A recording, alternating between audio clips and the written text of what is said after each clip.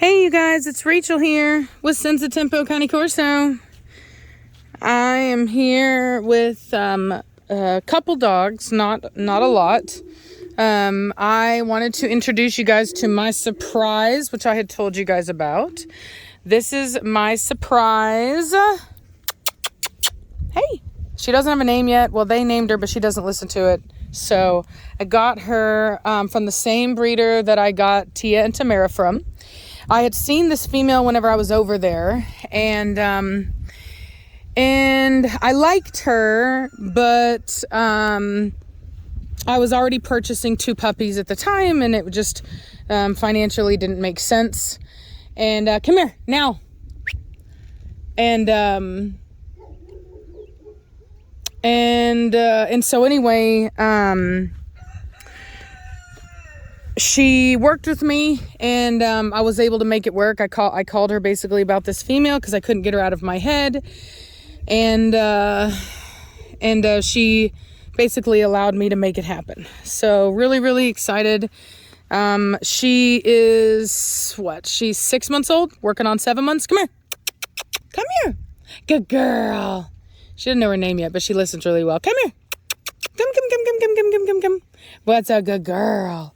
Yes, you are. Yeah, you are. Yeah. She's got a weird face right now, but I think she'll grow into it. So anyway, what I like about her, she looks to have a good top line to me. The croup's not bad. She is square right now. Maybe she'll come out of it. She's very tall for her age. She's standing awkwardly right now. She has really good rear angulation, which means that when her back legs are up underneath her, the rear is always going to be higher. So it's very important that when you're judging a puppy or any dog for that matter, and you're looking at the top line, never judge the top line when the dog's legs are directly up underneath them, because it's going to bring up the rear. She's a very sizable dog. From what I can tell, she's going to be a pretty big female. I like her rear. I really like her bone, her substance. When she moves really good, as you can see here. Her expression was really good. I remember the first time I saw her, she was just, running around being a happy girl in her kennel. And then the second time I came up there was whenever I was picking up Melina, and she was just sitting there patiently watching me.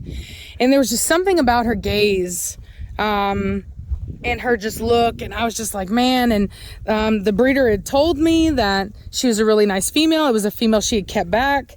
It's hard because, like I told you guys, when you're dealing with a puppy at this age, 5 months old, you don't judge a puppy at 5 months old. I mean, they're as ugly can be when they're that age. If they're gonna get ugly, that's when they're ugly. So you can't judge them. And I didn't have any pictures of her when she was a puppy, so it's kind of like, ooh, it is a chance. Come on. Let me see if she'll listen. What does she got? Iris.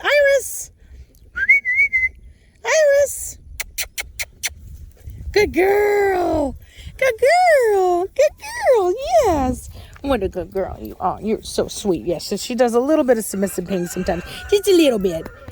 She did it a lot the first day. This is the first time I've seen her do it today. So I think she's fantastic. I really like her. I think I'll change her name.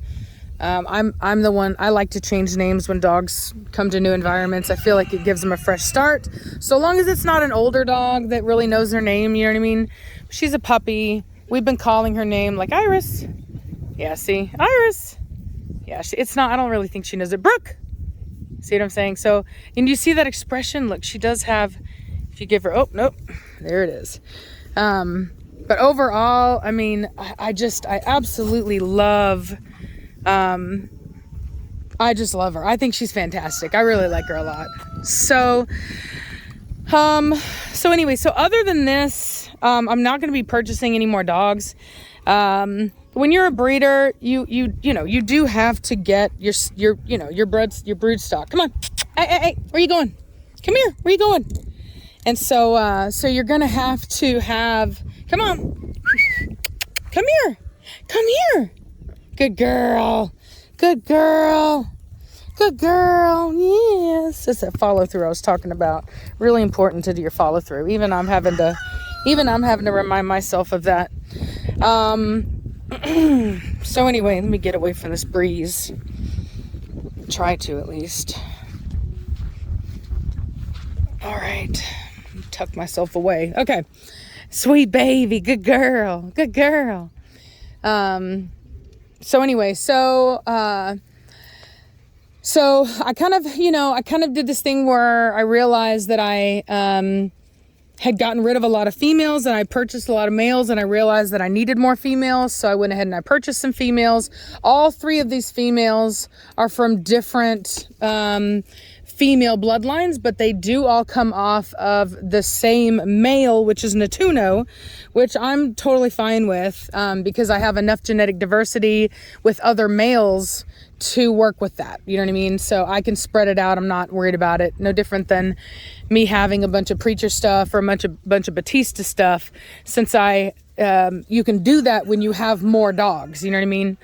But you have to be able to have more dogs to do that. So having said that, I didn't end up getting the male from Reese. Both of us decided that, we would be better off just, waiting and finding a male that has more. So we can be a little bit more lenient on the females, but the males, they really do need to carry their weight, and they need to be, we can't make allowances for males that we can with females. So I didn't end up getting that male. So I have 2 dogs that I've already purchased that I'm waiting on. A male from Italy, my first Italian import, and then eventually a male from Serbia as well.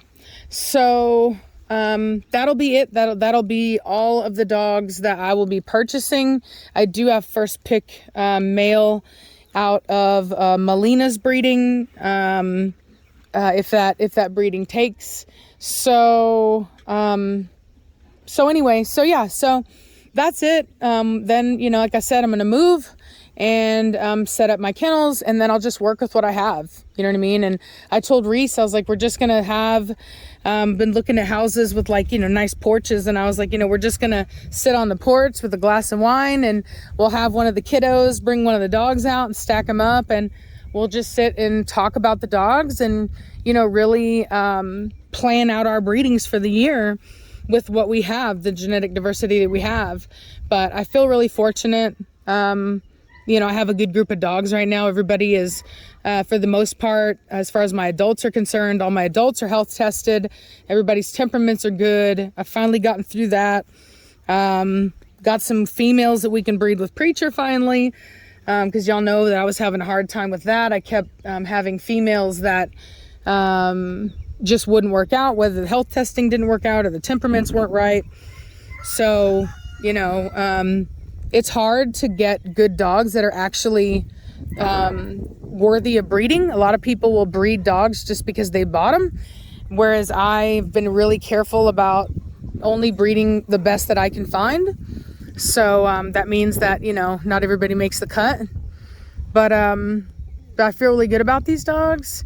We have our new crop of prospects, obviously, so hopefully they'll all kind of graduate into the pack, and then we'll just continue on. So that's about it. That's about all it is. But I'm just really excited. I don't know if you can tell how big she is, man, but like I'm telling you, she's not even 7 months old yet, and she's almost as tall as my other females, my adult females.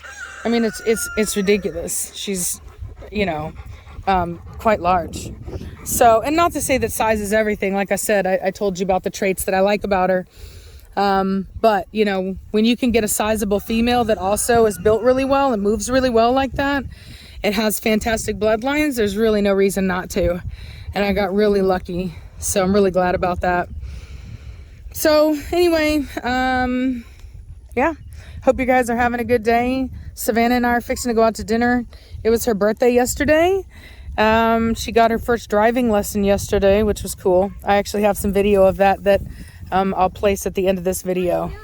So, telling everybody about your driving adventures? I said I'm telling everybody about your driving adventures. Yeah. So yeah, so I'm gonna attach your driving at the end of this video. Oh my God. Wow. You like my shoes? Yeah.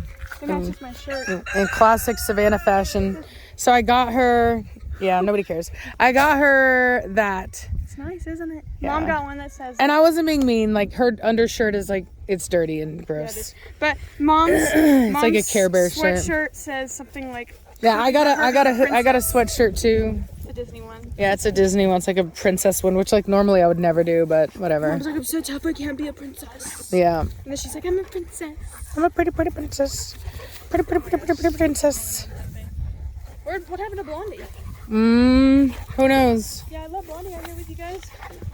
Blondie! Did she remind you of Zoe? Oh, look at her getting pumped. Is she like Zoe? Look at her getting pumped. Yeah, she does remind me a lot of Zoe, actually. You're like Zoe. I want to have But she has, she just doesn't have, like, Zoe has really good length of body. This female here she's pretty square, I'm not gonna lie. Maybe, I hope she comes out of it. I've seen dogs come out of it, but, Should I let Zoe out? no. But she may not. She may just be square, but you know what? That's fine. We'll just breed her to a male with good length. You know what I mean? Where, he got himself dirty? Mm-hmm. Did you tell him about the rain we got? I really just think that she has so much bone and she's just growing, and I think she just looks square because her body can't be nothing but square with all the bone. Did you tell them I was good at You're about to learn a lesson. Oh, What were you doing? What were you doing? Look how big this dog. I can't believe, like, I don't know if you can see it, but do you see how tall she is? She came over. 6 months old, man. Not even 7 months old yet. 6 months old and she's already that tall. Did she sleep all night? That's with you? wild, man. What? Did she sleep well with you all night? Oh yeah, she slept with me all night. It was perfect. She was fantastic. Blondie. Didn't even have an accident. Fantastic. And she wasn't even an inside dog. She came from a breeder who keeps their dogs out in kennels. Most breeders do. I would say like 99% of breeders with big dogs keep their dogs out in kennels. And I will be too. Make no mistake about it. When I move, I'm building kennels. I have to. It is ridiculous trying to keep these dogs in the house. Come here. I'll still have inside dogs, don't get me wrong. But and my dogs will still be allowed inside. Yeah. Ooh, we got a whelp on the On your wee wee. something jumped up and bit him. So anyway, so yeah, I mean I'll still have like pack time, I'll still let all my dogs out, blah blah blah, but ultimately I am building an air conditioned inside and outside kennel. So if they want to be inside in the air conditioning, they can be, and if they want to go outside, they can do that. So it'll be up to them. But yeah, like there's just having this many dogs in the house is not practical, nor is it safe. I learned that when you're dealing with any kind of illness, you're bringing a dog in, whatever, bringing a dog back in from show, you have to be able to quarantine a dog. And it's just for their safety. When you have this many dogs, it's not safe to have them all like this, because if they get sick, it endangers everybody. Hefe, get down, dude. You're gonna be demonetized. Get down. No. Always wanted to hump somebody. Hefe, no. I'm gonna let Preacher get you, dude. He's almost the size of Preacher, y'all. He's like, I'm gonna break this grass. Make it soon. Oh my God, look at her. She's so funny. It's always funny to me when we bring a dog in that's been in a kennel environment. Blondie, leave it. Because they're always so happy. Like, always so happy. Because, like, most breeders don't take their dogs out like I do for pack time. You know what I mean? They live in a kennel and that's their life. And I remember, hey, Hefe. Be nice. And Mona is like that. Like, Mona is like super happy, you know, very excitable dog. Blondie, leave it. Hefe, back over here. Come. Stop chasing her now. Blondie, structure. But you better stay out of it though, for real. I'm gonna serenade you for a touch of a moment. And then you go, Blondie, back over here. Come on, puppies. Oh, there they are. Mona, hey, Blondie. Hey, Blondie. Stop it. Down now. You get your butt down now. No, ma'am. No. No. No. No. Don't do that again. No. No, you stay down.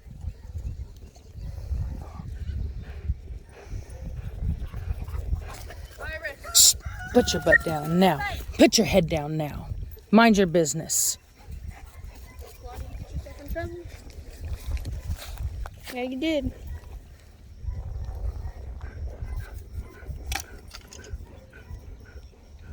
Don't do that again. Now, let me explain to you what happened and why I don't, why it's a problem for me. Hefe, leave her alone. He's picking on her. You cut it out. Stop picking on her. So what happened is that Blondie went after Mona to give Mona a correction. And the thing about it is it's not, that kind of correction is not because Mona's technically doing anything wrong. Blondie has been trying to assert herself over Mona recently because Mona has been trying to assert herself. Not necessarily over Blondie, but they have been butting heads. And that's why I could not allow Blondie to do that. There was no reason for that. It wasn't a legitimate correction. It was Blondie basically trying to say, you know, you don't do this, you don't blah, blah, blah. You know what I mean? It's just her wanting to check Mona, which is not okay. And Mona's the queen of pooping in the middle of the yard. And so that's why I had to get onto her. That's why she got a correction, because the thing about it is, and I've told people this before, I don't let dogs give other dogs corrections if I don't know that the other dog won't take the correction, because otherwise you're asking for a fight. Okay? That's a very golden rule here. And Mona is not one to try to take a correction from Blondie. Really, she'll take a correction from Preacher, I've noticed, but not from the females. And so I had to get onto her for that. I cannot allow her to do that. And luckily, I've done enough work with Mona that Mona actually left it alone, because we've had incidents like that before where Mona didn't want to let it alone. She wanted to keep trying to go in, and she didn't quite realize yet, no, sir, you leave her alone. Walk back now. He misses roughhousing with his sister. Shh. Shh. And so luckily Mona let it go, because in the past Mona would have taken that challenge as a reason to try to squabble. And so and Blondie won't take it either. Like they want to fight it out. Blondie wants to fight it out with Mona. That's the truth. Blondie wants to beat up Mona so that Mona will accept her as the alpha and be respectful. And Mona refuses. Mona's like, no, I do my own thing. And that's a big reason why I typically don't like bringing in older dogs. It's not that you can't do it. You can do it. The difference is that when puppies grow up, they grow up as like they're like adopted, you know what I mean? So they have a natural kind of relationship with the pack because they've grown up in the pack and they respect the alphas. But when you bring in an adult dog, that dog doesn't care about this pack. That dog's not going to all of a sudden, yes sir, get in line. You know what I mean? It doesn't work that way. And they have their own personality. They have their own thing, and they may or may not want to assimilate into the pack. I've been lucky with Mona, but like, for example, Koa was a good example of a dog that I would have not ever been able to have gotten to coexist in my pack, because he didn't care. He didn't want to be a part of the pack. None of that stuff. He just wanted to be the king, and if he wasn't going to get to be the king, I was going to have problems. Do you think that Trinity would have been a little bit similar to that? What? Do you think Trinity, if she was raised like as a small puppy in Reese's house and then came over here, would have been the same way? What? Do you think that Trinity would have been the same way? No, if Trinity was raised here, she'd have been fine. No, I meant raised at Reese's house and then came over here. Well, she was kind of like that. That's why we had so many problems with her initially. Right. And she finally found her place in the pack, but it definitely took her a while, and it'll take Mona a while. She's still not fully assimilated. It hasn't been long enough. Leave the chickens alone. But ultimately, it is hard. And like I said, I told people all the time, could I have kept Koa here without fighting? Sure, absolutely. I could do like I do with Batista, only let him out during certain times, whenever I'm watching, whenever the energy is right, whenever all these parameters are right for it to be a safe encounter. Absolutely, I could do it. You know what I mean? But would it be enjoyable? No. You know what I mean? No. And it's not worth it. You know what I mean? Like for me, Batista is enough. You know what I mean? Batista is as far as I'm willing to go with that. You know what I mean? If I was wanting to do that, I just would have got back into breeding pit bulls. You know what I mean? Because it's honestly like, people think that Batista has a bad temperament, and it's like, okay, well, all my pit bulls were like that. They were all like that. Like, that's how it was. That, you know what I mean? That's why I'm so strict on my dog's energy and things like that. And I'm a little bit more lenient now because the Corso, I've just kind of learned they have a bit of a buffer zone, but pit bulls, there's no buffer zone there. So, I did things differently, and I follow those same protocols when it comes to like Batista, because it's very similar to that. You know what I mean? So anyway, well, yeah. Well, anyway, I'm gonna let y'all go. Like I said, we got to go to dinner, and Savannah's mad at me for taking so long, but I just wanted to show you guys her. I'm super excited about her. I really, really, really think that she's gonna do well. Hey, baby, look at this. Look at this paw. 6 months old. 6 months old. Yeah, sweet baby. Or just 1 month younger than Hefe. Yeah, 1 month younger than Hefe. Yeah. Yeah, and she's close to his size. I mean, she's huge. So anyway, yeah, Should be around Mona's size? Huh? Do you think she'll be around Mona's size? Maybe. Who knows? Hopefully. Anyway, all right. I'll talk to y'all later. Bye. Say bye, Savannah. Bye, y'all.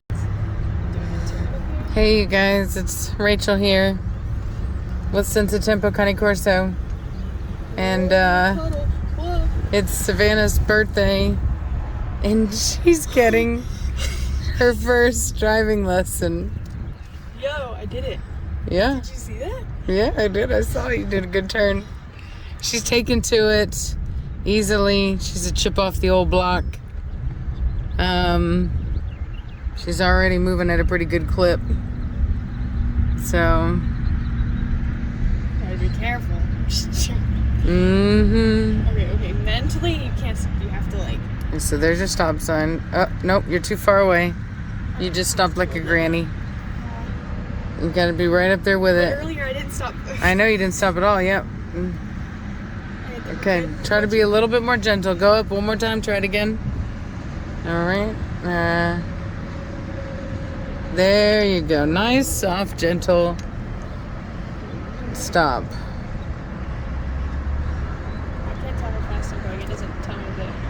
There's a little I'm probably going like 5.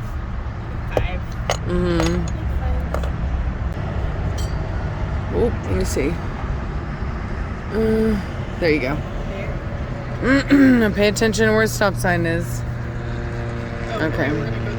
No, you don't have to. You're kind of too close to it now. I'll go around that one. Go the other way. The other way. Turn the other way. Other way. Go. Oh my god. Go. Good job. Go on. Good job. There you go. See, sometimes you get too used to turning one way, and then you got to turn the other way. You got to get used to turning both ways, left and right. 13, 14 miles per hour. Wow. You're so funny. Don't. Whoa. You're giving people whiplash on that one. We're slow. There you go. A little bit better. Okay. Whoa. Black Dodge truck. What? Oh, it looks like he's here. All right, let's get off. Okay. Okay, bye.